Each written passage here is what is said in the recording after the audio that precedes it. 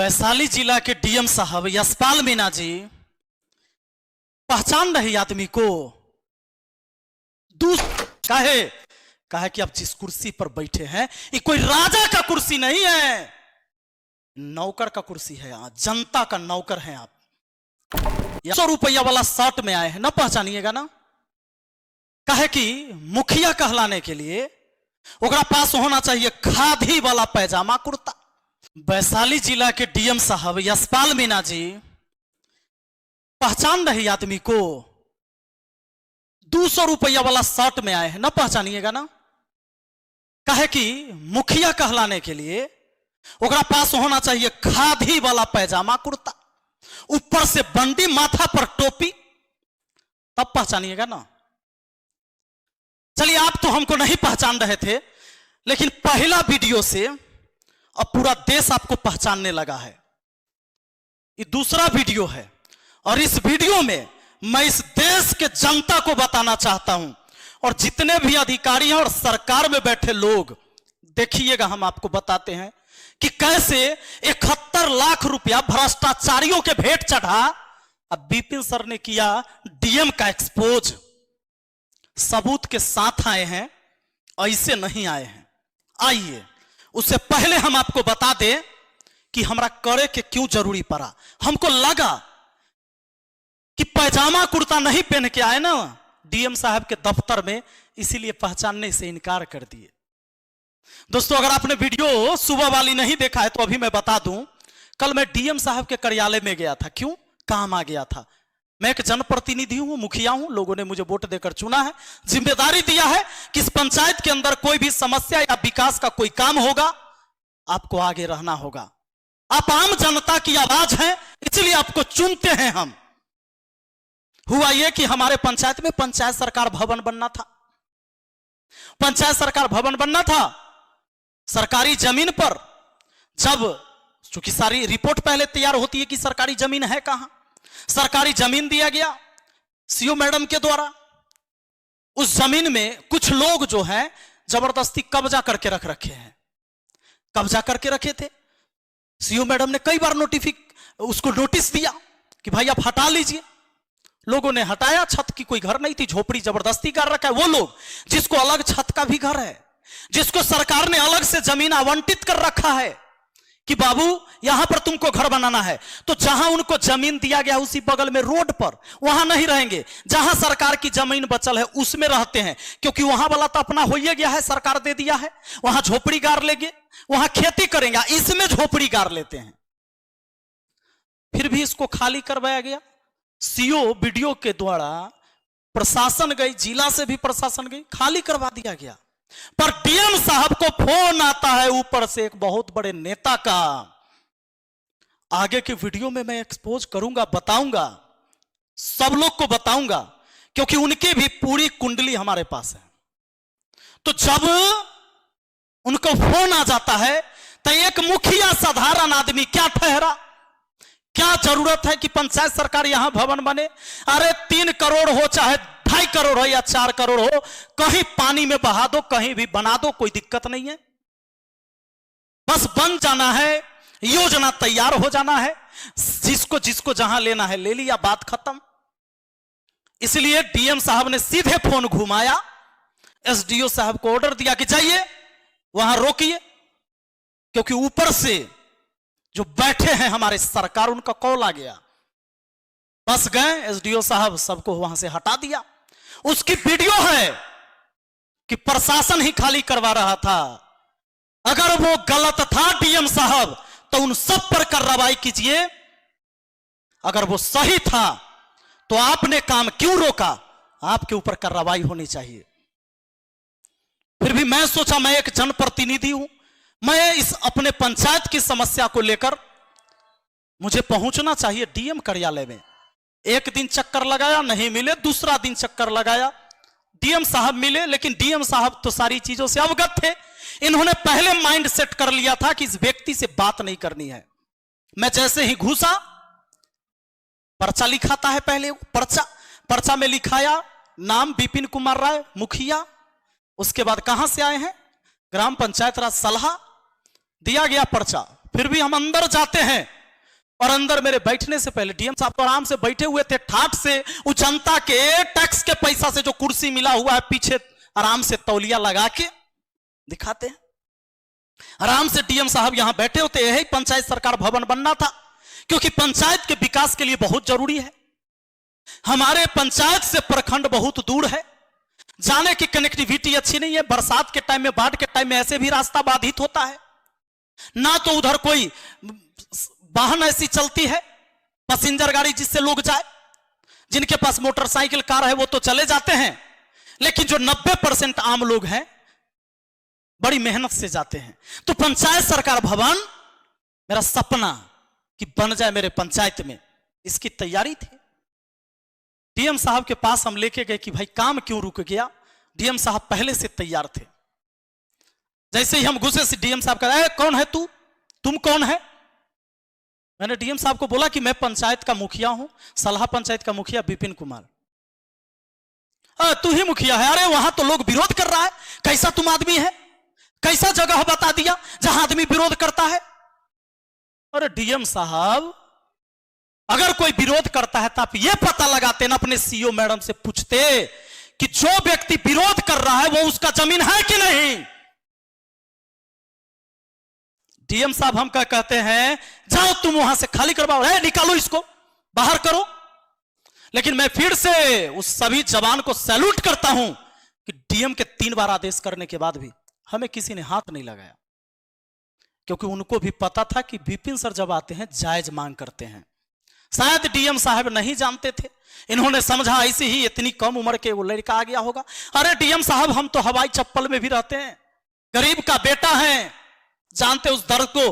200 रुपया वाला शर्ट में इसलिए आए हैं कि ताकि अगली बार मिले पैजामा कुर्ता नहीं होगा तब भी पहचान जाइएगा, कपड़ा से उसकी औकात का पता लगाइएगा। डीएम साहब को मैंने कहा कि भाई जो सरकारी जमीन है वही बन सकता है ना सर, कोई प्राइवेट जमीन तो नहीं देगा। डीएम साहब ने कहा कि इसको बाहर करो फिर से। मैंने कहा कि सर मैं आवेदन लेके आया हूं, आवेदन तो ले लीजिए। डीएम साहब ने मना कर दिया, आवेदन नहीं लूंगा मैं, चलो निकलो। और जब हम कहे कि नहीं लीजिएगा, ठीक है सर धन्यवाद, निकलते हैं हम। जब चल दिए फिर कहते हैं नया नया मुखिया बने हो ना, नया नया मुखिया बने हो अभी। तब मैंने डीएम साहब को जवाब दिया था कि जो पहली बार जीता है वो नया ही होगा ना सर। लेकिन डीएम साहब जरा सोच के देखिए कि जनप्रतिनिधि जनता का आवाज होता है। जिस जनता के टैक्स के पैसा से उजला तौलिया पीछे लगाकर और 4-4, 5-5 अंगरक्षक आपकी सेवा में रहता है, जानते हैं, आपकी रक्षा में। काहे कि आप जिस कुर्सी पर बैठे हैं ये कोई राजा का कुर्सी नहीं है, नौकर का कुर्सी है। जनता का नौकर हैं आप, ये आप भूल गए। और मैं जनता की बात लेकर गया था, आपने चिट्ठी नहीं लिया, वही चिट्ठी मैं अभी लेकर घूम रहा हूं जिस पर वीडियो बनाना पड़ रहा है। और आज अभी दिखाऊंगा कि 71 लाख का कौन सा खेल हुआ। आइए, मैं हमारी सेवा के लिए भेजा गया है ऐसे लोग। ये बात शोभा नहीं देती है, वो भी एक पढ़े लिखे आईएएस अधिकारी को, कि जब आप ऐसे बोलिएगा तो एक थाने में बैठे आपके सबऑर्डिनेट लोग क्या काम करेंगे। तो पद ऐसा होना चाहिए कि डीएम को लोग रेस्पेक्ट करें। एक समय था लोग डीएम को डीएम साहब कहते थे, कलेक्टर साहब कहते थे, लेकिन इस तरह से अमर्यादित भाषा का प्रयोग करने पे कोई, अरे भाई आपके ऊपर प्रेशर है, कुछ भी है, इज्जत से बात करने में क्या जाता है, क्या जाता है कि ठीक है बैठिए हम आपका बात सुन। आवेदन तक नहीं लिया इस इंसान का। अच्छा, गलती से क्या हो गया ना, तो ये मतलब हम शिक्षकों लोग को, इन लोग को लगा कि किसी को कुछ बोल देंगे तो चल जाएगा। ऐसा नहीं होगा भाई। इसकी ईमानदारी की वजह से ही हम गांव गांव में घूम के वोट मांगे। सलाह पंचायत में आप लोग में कोई एरिया होगा, उस एरिया में वहां पे, तो वहां पे हमको पता नहीं था कि वोट कैसे मांगा जाता है, हमको क्या पता। लेकिन हमें पता था कि ईमानदार इंसान को अगर हम नहीं साथ नहीं देंगे तो कल को कोई नहीं आएगा यहाँ प्रचार करने के लिए। हमको कहां कहां नहीं बुलाया गया। चार्टर्ड प्लेन समझते हो, जिसमें नेता लोग जाते हैं, वो तक कि सर एक बार आ जाइए प्रचार में, चुनाव प्रचार में। अभी 2024 में जो खत्म हुआ है, समझा गया। अब बहुत हाई लेवल तक सोचिए, जो चार्टर्ड प्लेन भेज सकता है क्या, हम क्या नहीं जाएंगे। हम हम कहे जाएंगे आपके प्रचार में? तो कहेंगे सर आप तो विपिन सर के प्रचार में गए हुए थे। हम कहे वो इंसान अलग है, आप अलग है। नहीं समझ आ रहा है? लेकिन ऐसा नहीं करना चाहिए किसी को भी। आप एक पद पे जब जो फल लग जाता है तो पेड़ झुक जाना चाहिए। ऐसे अहंकार से कोई काम नहीं होगा। इज्जत से बात करने में क्या चला जाता है? थोड़ा सा बहुत डीएम का पावर है तो हाजीपुर छपरा 4 लेन बनवा दीजिए। है पावर? नहीं बनवा सकते, हम गारंटी लिख के दे सकते हैं।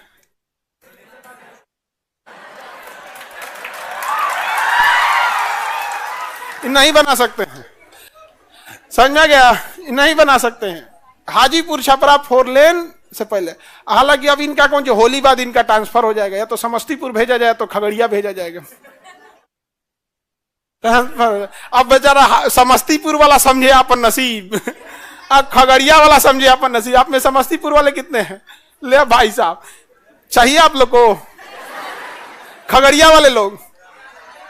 अब देखिए यहाँ पे, बट ऐसा नहीं करना चाहिए, ये सब चीजें नहीं करना चाहिए किसी को भी, किसी को। अच्छा एक बात बताओ, आपको काम करना है काम नहीं करना है वो आपका डिपार्टमेंट जाने, लेकिन इज्जत से बात करने में क्या जाता है?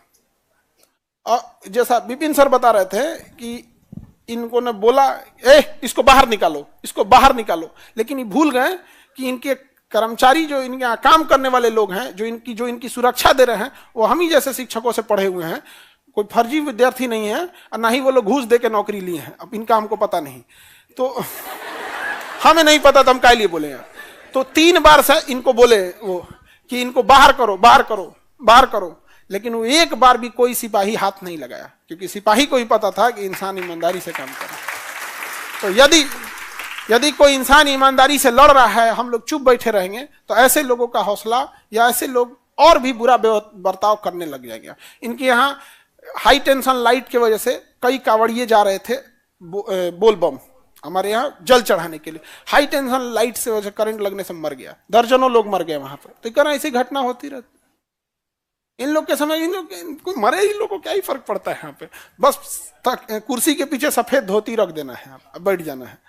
नहीं कहा सरकारी कर्मचारी पीछे सफेद धोती रखता है सब, कुर्सिया पे देखना ना सफेद धोती रख के रखेगा। सब पुरान धोती कहीं से मिलल रहेगा, पता नहीं कि सरकार दिया है कि कहीं से, पिछवा सफेद धोती लगा के बैठा रहता। सर ये कौन है? सर डीएम साहब को एक बार मुंगेर भेजिए।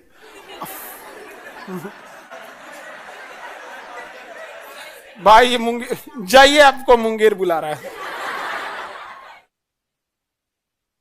नहीं देखो, ये इनका बस क्या था कि भाई ये पंचायत भवन अपने जगह बनाना चाहते थे। इनके ऊपर कुछ भी है भाई, एक मुखिया इंसान है, शिक्षक है और गरीब बच्चों को पढ़ाने वाले लोग हैं। हम लोग कोई बहुत बड़ी बड़ी कंपनी नहीं बना के रखे हैं करोड़ों की, समझ कि नहीं? उनको इनका बस ये है कि इज्जत से बात करने में क्या जाता है। अभी हम ही तुम तड़ाका करेंगे तो कौन सी कर लेंगे ये। आज भी हम लोग कोई बात भी बोल रहे हैं तो एक रेस्पेक्ट से बोल रहे हैं, क्योंकि एक पद पे बैठे हुए हैं। इंसान की इज्जत नहीं होती है, जिस पद पे बैठा है उस पद की इज्जत होती है। अभी तुम तड़ाका करने लगे तो कौन सी करेंगे? हाँ अभी बताइए। लेकिन आदमी अभी भी रिस्पेक्ट से बात बोल रहे हैं कि नहीं बोल रहे हैं? लेकिन क्या ही करेंगे, ये 2012 बैच के हैं, ठीक है। अभी बीपीएससी चेयरमैन जो थे ना, वो 1992 बैच के, उनका क्लास लगाते हम लोग को टाइम नहीं लगा। रवि परमार मनुभाई जो है वो 1992 या 93 बैच के आईएएस अधिकारी हैं। उनका क्लास लगाने में, उनको पद से हटाने में, सुप्रीम कोर्ट में मुकदमा लगाने में टाइम नहीं लगा। ये तो 2012 बैच के।